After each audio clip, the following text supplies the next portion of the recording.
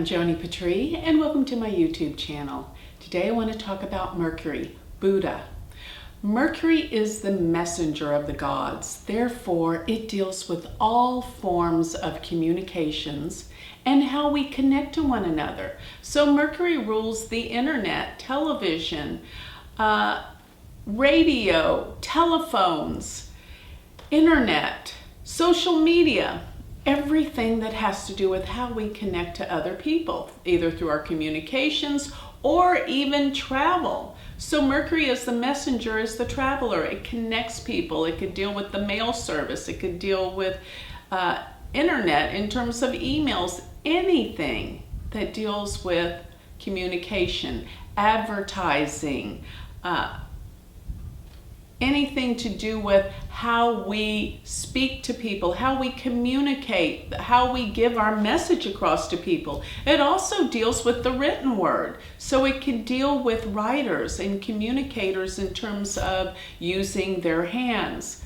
Because Mercury rules the hands, it also rules the lungs. And because Mercury is looked on as a dual planet, in other words, it rules duality, it rules twins. As we know, it rules the sign Gemini, and the symbol is twins. So in that instance, it also rules most of the organs and things that we have two of.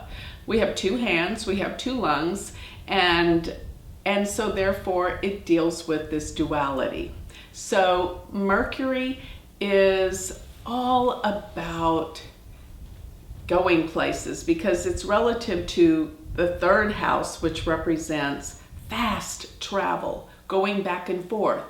And another thing is, because in Greek mythology, he is the trickster, Mercury deals with those that play tricks on people, and therefore it deals with a great sense of humor. Comedians always have a strong Mercury in their chart. So since it deals with perception, it deals with really how we think, and it deals with how we process the information. Whereas the moon can be the mind, Mercury is how this information is processed in the mind, how we think. And you know, it's like when Mercury goes retrograde, we start thinking differently because the whole thinking process and everything that we're dealing with, trying to communicate and connect with other people, goes haywire when Mercury is retrograde. So another thing that Mercury deals with is education and learning. So it deals with the early years of education and learning and how we learn.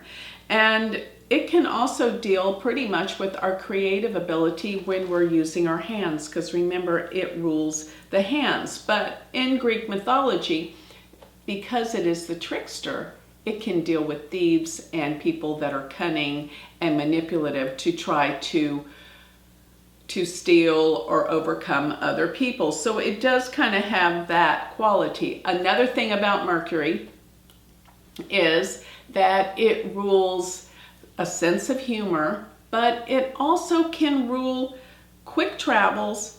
And the other thing is, it deals with morals sometimes. I guess this has to deal with the trickster quality that it has, and dexterity, the ability to write, use our hands, and be how coordinated you are. It also deals with youthfulness, and they say that someone with a strong Mercury can be like the perpetual Peter Pan. They never grow up. But people that have Mercury in the first house or a Mercury ruled ascendant may never age. They always appear more youthful. So that would be Mercury in the first, or Mercury ruled ascendants, which are Gemini and Virgo, but particularly Gemini. They could stay more youthful looking throughout the years. So Mercury rules Gemini and Virgo, and its exaltation sign is Virgo. So Mercury in Virgo is incredible. It's strong, it's powerful. People with this are highly intelligent, they're smart, they're witty. And people with Mercury in Gemini are very funny and have powers of communications. So Mercury in the first is very strong. As a matter of fact, it gives Digbala in the first house, so that's its strongest placement. And it is debilitated because it's exalted in Virgo. It is debilitated in Pisces, which let me remind you, many people I know with Mercury in Pisces, they think outside the box. And I know it's debilitated, but go explain the fact that Einstein has Mercury in Pisces. So they think outside the box. It's not that they're not intelligent. That I can tell you for sure. So Mercury rules Wednesday, and its gemstone is the emerald, because Mercury is green.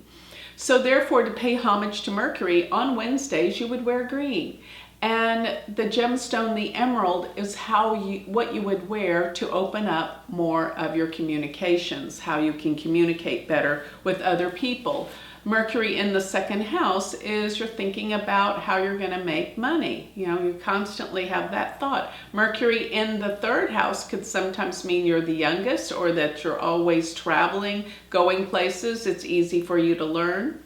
Mercury in the fourth house could represent that your mother, it was important to her that you got a good education. Education is important. Mercury in the fifth house, very, very creative, as well as Mercury in the third house, creative as well, particularly around writing skills, expression through the written word.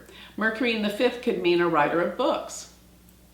Mercury in the sixth house could represent that there's a lot of people that you work with, that you become friends with, and Mercury in the sixth house could represent that you're prone to dysfunctions with the lungs. And this all depends on what sign it's in, though.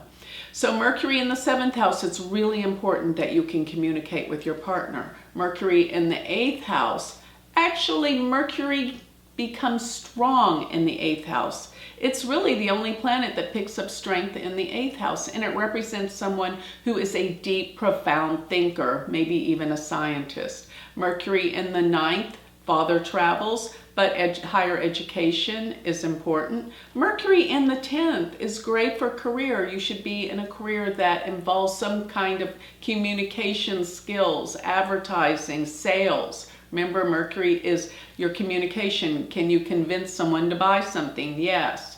Mercury in the 11th, many friends, youthful friends, people that are funny, entertaining. Mercury in the 12th is that possibly there's a lot of long distance traveling. So Mercury is that mercurial energy that is fun, loving, fast, and very adaptable. Remember also the planets that Mercury is next to, it will take on the flavor of those planets because it is such an adaptable planet. If Mercury's next to Saturn, there is a solemn way of thinking and processing information. If Mercury's with Jupiter, they're very flamboyant and fun-loving. If Mercury is with Venus, which is a nice combo, they're sweet, they're kind, and attractive.